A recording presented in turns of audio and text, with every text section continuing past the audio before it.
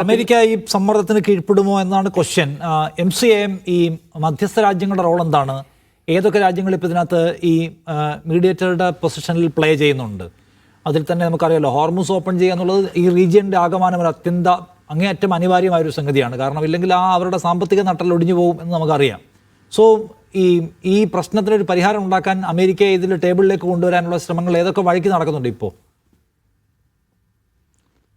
നിശ്ചയത്തിൽ ഏറ്റവും പ്രധാനമായിട്ട് ഇപ്പോൾ 3 രാജ്യങ്ങൾ ഇറാൻ തെരഞ്ഞെടുത്തത്, തങ്ങളുടെ സന്ദർശനത്തിന് വേണ്ടി തെരഞ്ഞെടുത്തത്, ഒന്ന് പാകിസ്ഥാനാണ്, തുടർന്ന് ഒമാനിലാണ്, മൂന്നാമത്തെ രാജ്യം റഷ്യയാണ്.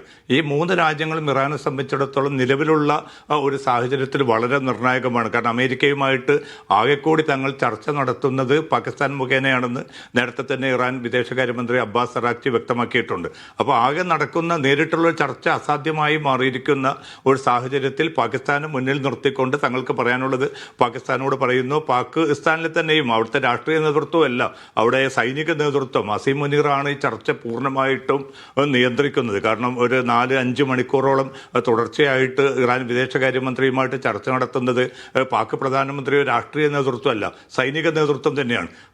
ട്രംപ് ബന്ധപ്പെടുന്നതും ഏറ്റവും കൂടുതലായിട്ട് പാകിസ്ഥാനിലെ ഈ സൈനിക മേധാവി അസീം മുനീറുമായി തന്നെയാണ്. അപ്പോൾ അസീം മുനീറാണ് ഈ ചർച്ചയുടെ ഗതി നിർണ്ണയിക്കുന്ന ഒരു പ്രധാനപ്പെട്ട ഘടകം. അവിടെ നിന്ന് ഇപ്പോൾ പലവട്ടം ചർച്ചകൾ നടത്തിയിട്ടാണ് ഒമാനിലേക്ക് വിദേശകാര്യമന്ത്രി എത്തുകയും ഒമാനിൽ നിന്ന് 3 രാജ്യങ്ങളുമായിട്ടാണ് ഇപ്പോൾ സമ്പർക്കം പുലർത്തിയിരിക്കുന്നത്. ഒന്ന് ഒമാൻ നേതൃത്വവുമായിട്ട് നിരന്തരമായിട്ടുള്ള ഒരു സംവാദങ്ങൾ നടന്നു. പല നിർദ്ദേശങ്ങളും ഒമാൻ മുന്നോട്ട് വെച്ചതായിട്ടുള്ള റിപ്പോർട്ടുകളുണ്ട്. തുടർന്ന് ഈജിപ്ത്, തുർക്കി, ഈ 2 രാജ്യങ്ങളും വളരെ പ്രധാനമാണ്. അമേരിക്കയുമായിട്ടും ഏറ്റവും നല്ല അടുപ്പം പുലർത്തുന്ന, അതേസമയം ഇറാനുമായിട്ട് ചേർന്ന് നിൽക്കുന്ന 2 രാജ്യങ്ങളാണ് ഈജിപ്ത്, തുർക്കി. പിന്നെ ആ രംഗത്തുള്ളത് സൗദി അറേബ്യയാണ്. സൗദി അറേബ്യ ഈ മേഖലയെ സംബന്ധിച്ചിടത്തോളം ഇതിൻ്റെ രാഷ്ട്രീയ സാമ്പത്തിക ഗതി നിർണ്ണയിക്കുന്നതിൽ ഏറ്റവും സുപ്രധാനമായിട്ടുള്ള പങ്ക് വഹിക്കുന്ന മിഡിൽ ഈസ്റ്റിലെ ഒരു അറബ് രാജ്യം കൂടിയാണ്.